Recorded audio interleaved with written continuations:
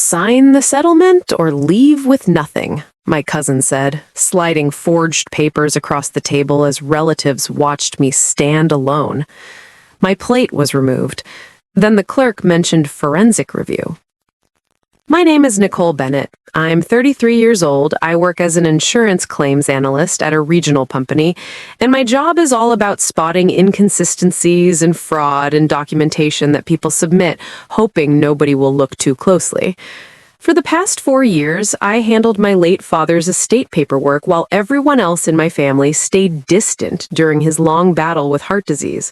I paid property taxes, utility bills, and covered home repairs for years, while relatives dismissed me as temporary help, someone useful for managing boring logistics, but not important enough for actual family decisions.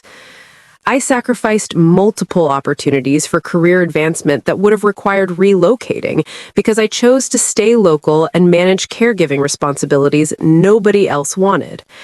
My family valued louder, wealthier members who rarely visited, but showed up confidently at holidays and dominated every conversation about what should happen next. I lived modestly in a one-bedroom apartment when I'm not at my father's house, and I avoid conflict whenever possible because I believed that keeping peace was what held families together. After the funeral, relatives I barely knew treated me as an outsider, despite years of documented responsibility and presence. I brought organized records to every family meeting, expecting fairness and acknowledgement of what I'd contributed. They ignored everything I presented and questioned my residency status and legal authority to be involved. I felt invisible sitting in rooms full of blood relatives, but I stayed composed and professional the way my work had taught me. I wasn't rich or glamorous, never made dramatic demands or fought for recognition at gatherings, but I had something they didn't expect. My expertise in detecting fraudulent insurance claims had given me deep insight into document authenticity, forgery patterns, and the tells that reveal when paperwork isn't what it claims to be. If you've ever handled all the responsibilities while others took credit and made decisions, this story is for you. Subscribe if you've been underestimated despite doing all the real work that mattered. Share your experience in the comments below about being overlooked or excluded. Click like or hype if you believe truth matters more than loud voices and fake authority that crumbles under scrutiny. The family estate meeting was presented as a fair settlement discussion, a chance for everyone to come together and distribute assets according to what Dad would have wanted. The conference room at the lawyer's office smelled like coffee and printer toner, fluorescent lights humming overhead. My cousin Derek stood at the head of the table with a folder full of official-looking documents, pulling out papers and setting them in front of me with deliberate confidence. He announced that I had waived my inheritance rights months earlier, that these were the signed documents proving I'd agreed to accept a small payout in exchange for stepping aside.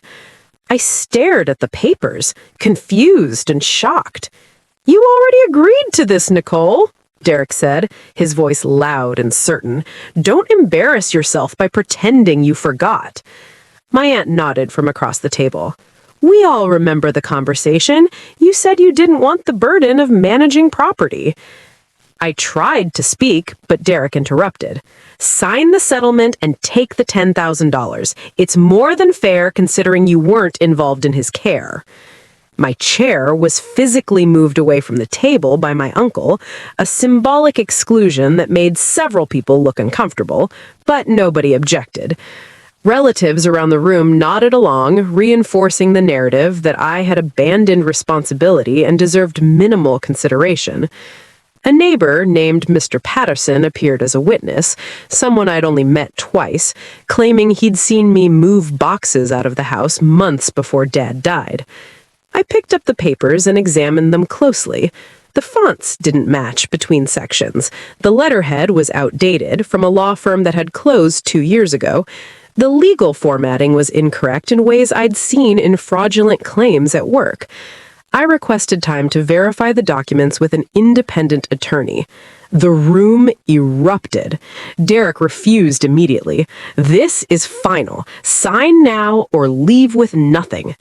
The public humiliation intensified as relatives began discussing how they'd divide the house proceeds, what they'd do with furniture and heirlooms, all without my participation. Derek threatened legal action if I didn't sign within the hour, claiming I was disrupting the estate settlement process.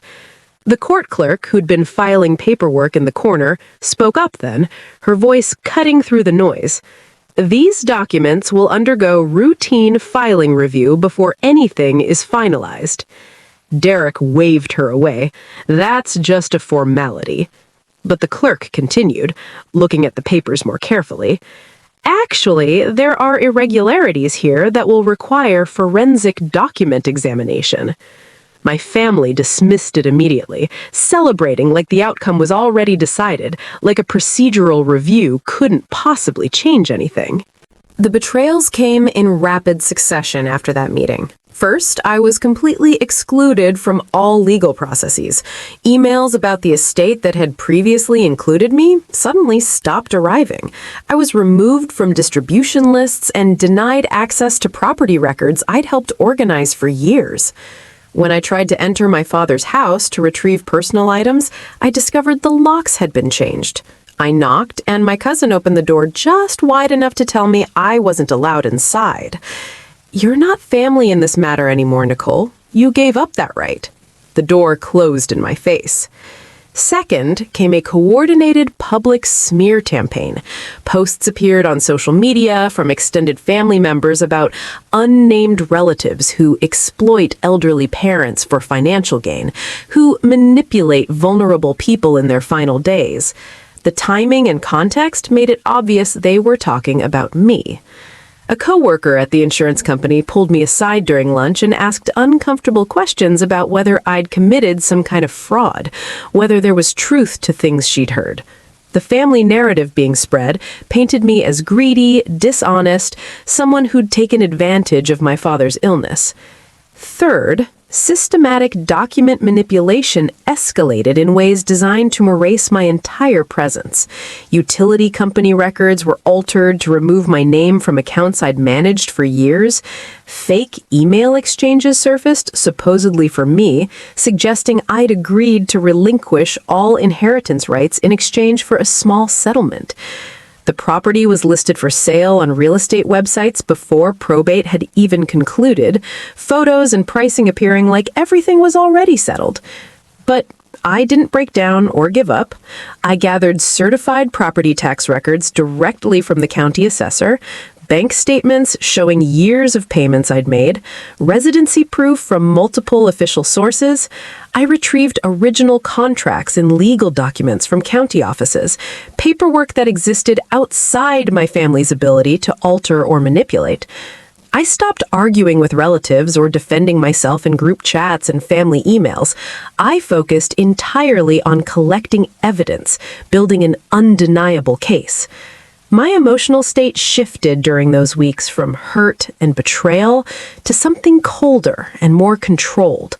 I began documenting every inconsistency I could find in the forged paperwork, treating it like a fraud investigation at work, applying professional analysis to personal devastation. What my family didn't know, what they'd completely failed to anticipate in their rush to exclude me, was that I had archived every estate document and email exchange from the past 4 years. I kept original signed copies of every agreement and authorization with verified timestamps that couldn't be altered.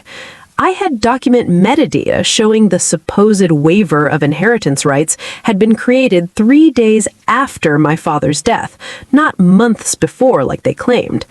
I had security camera footage from the home system I'd installed for Dad's safety, video showing my cousin and uncle entering the house and accessing the locked file cabinet where important documents were stored. I'd requested a formal forensic analysis through proper court channels, submitting a motion that outlined specific concerns about document authenticity. I discovered that multiple affidavits submitted by relatives used identical phrasing in key sections, word-for-word matches that suggested coordination and coaching. I compiled a detailed timeline proving systematic fabrication, showing how documents appeared and evolved in ways that didn't match the claimed history. I wasn't preparing to argue emotionally or make accusations I couldn't prove. I was preparing to present undeniable proof backed by forensic analysis and professional documentation standards. I created a folder labeled simply Authenticity Review and organized everything chronologically with supporting evidence for each claim. Then I waited. I stayed silent while my family grew more confident, while they made plans and celebrated their assumed victory. I let them believe the forensic review was meaningless, just a bureaucratic formality that wouldn't change anything. I let them commit publicly to their narrative, let them make statements that would later contradict the evidence. And I waited for the truth to speak in ways that couldn't be dismissed or argued away. The person who confirmed what I suspected was my former supervisor at the insurance company, a fraud investigator named Mr. Chen, who'd taught me everything I knew about detecting fraudulent claims. I called him after the first estate meeting and asked if he'd review the documents as a professional favor. We met at his office after hours, the building quiet and empty, just the sound of his desk lamp humming while he examined the paperwork I'd brought. He spent 20 minutes going through everything methodically, making notes, comparing signatures, checking formatting. Finally, he looked up at me, his expression serious. "Nicole, these are textbook forgery indicators. The signature pressure is inconsistent. The language across multiple statements is too similar to be coincidental. This looks like coached testimony and fabricated documentation." He confirmed what my professional instincts had told me from the first moment I'd seen those papers. He advised me strongly to stay silent and let the forensic analysis process expose the truth through official channels, rather than making accusations that could be dismissed as family drama. Don't give them ammunition to use against you. Let the evidence speak. Meanwhile, my family grew increasingly arrogant as days passed. Derek made plans for extensive renovations to the house, discussing which walls to remove and how to modernize the kitchen. My aunt talked about profit distribution percentages and what each person would receive. Cousins posted photos on social media celebrating the settlement, thanking Derek for handling everything so efficiently and protecting the family's interests. A realtor scheduled an open house for the next weekend, complete with professional staging and marketing materials. Relatives mocked me in family group chats I'd been removed from but heard about through a sympathetic cousin who felt guilty about the whole situation.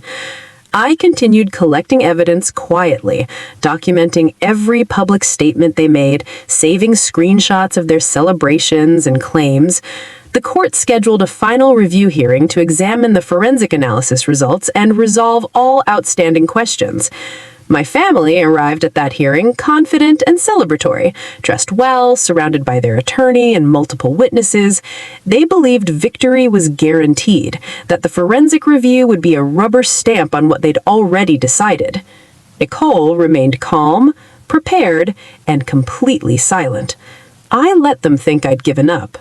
The courtroom was formal and intimidating, with wood paneling and high ceilings that made every sound echo. The smell of furniture polish and old books filled the air. The judge entered, and we all stood, then settled into seats that creaked in the heavy silence. A forensic document examiner was called to testify, an expert the court had appointed to analyze all submitted estate documents. She took the stand and began presenting her findings methodically, her voice professional and detached. The signature on the purported waiver of inheritance rights is inconsistent with known exemplars from the deceased. The pressure patterns and stroke angles do not match authenticated signatures from the same time period. She displayed enlarged images showing the differences. Additionally, multiple affidavits submitted by family members contain identical language in key sections, suggesting coordination or copying rather than independent recollection. The metadata analysis came next. The document, dated 3 months before the deceased's death, was actually created 5 days after, according to file creation timestamps and editing history. The room went very still. The judge began asking pointed questions of my relatives. Derek stammered, his earlier confidence evaporating completely. He tried to blame the family attorney, claiming he'd been advised to present documents in a certain way. The attorney stood immediately and firmly denied any involvement in document creation or manipulation. I was presented with these materials by the family. I did not create or alter them. Nicole presented her certified original documents then, the timeline I'd built showing clear progression of fraud and fabrication.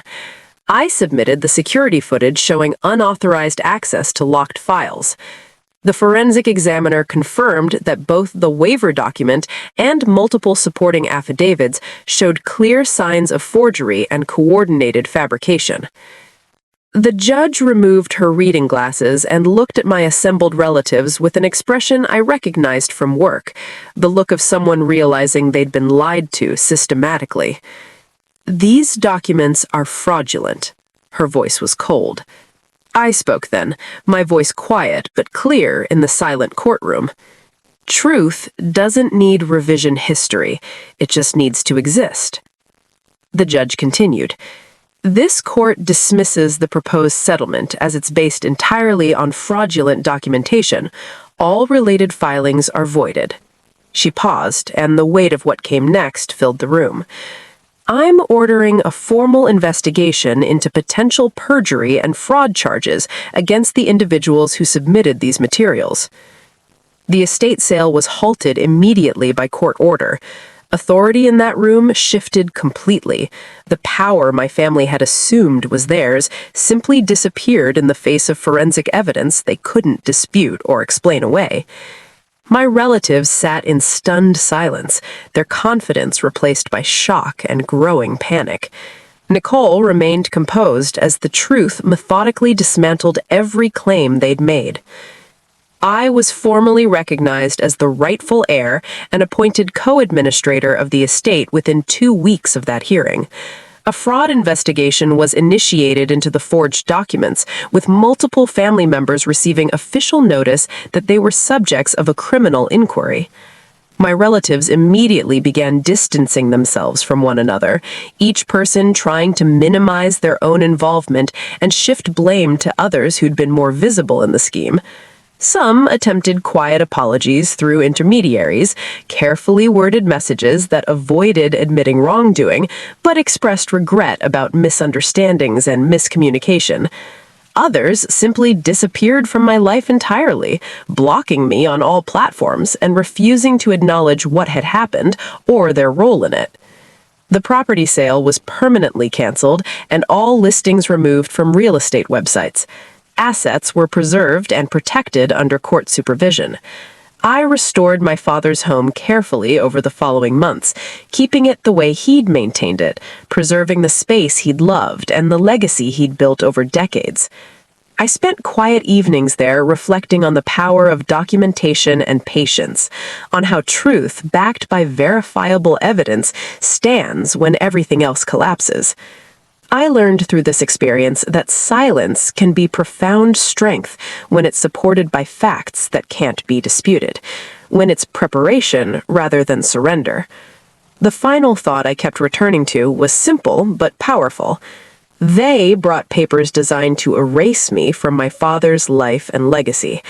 I brought proof they couldn't erase, evidence that existed in systems and timestamps and forensic analysis beyond anyone's ability to manipulate or dismiss. If someone tried to push you out using lies or fake documents, you know exactly how devastating that feels. Being misrepresented through manipulation and fabricated evidence by people who are supposed to be family cuts deeper than most betrayals. Share your story below about being excluded or erased through coordinated lies and false paperwork. Subscribe to join a community that values truth over intimidation and evidence over noise and assumptions. Stand firm when others try to rewrite reality with confidence and fake authority. Click Hype to help the story reach others who desperately need to hear it. If this story resonated with you, please give it a like and click hype to help it reach more people who need to hear it. Your voice matters in our community. Share your own experience in the comments below. I'm reading every single one.